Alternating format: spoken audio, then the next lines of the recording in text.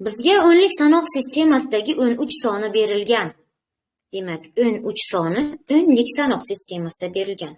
Agar siz bu songa ikkilikdagi 10 ni qo'shsangiz, demak bunga 10 qo'shilarkan ikkilikda ekan va natijani ikkilikda topishimiz kerak ekan.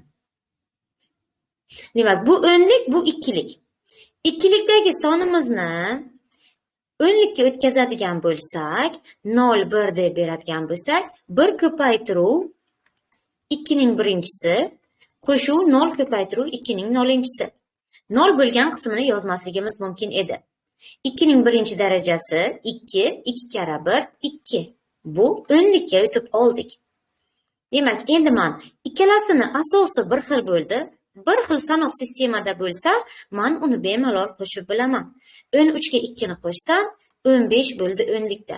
Menga natijani ikkilikda so'ragan. 15 ni 2 ga bo'ladigan bo'lsam, ichida 7 ta bor, 7 kara 2 14. Mana bu yerda bir qoldiq bo'ladi va bu shu bir bizga kerak.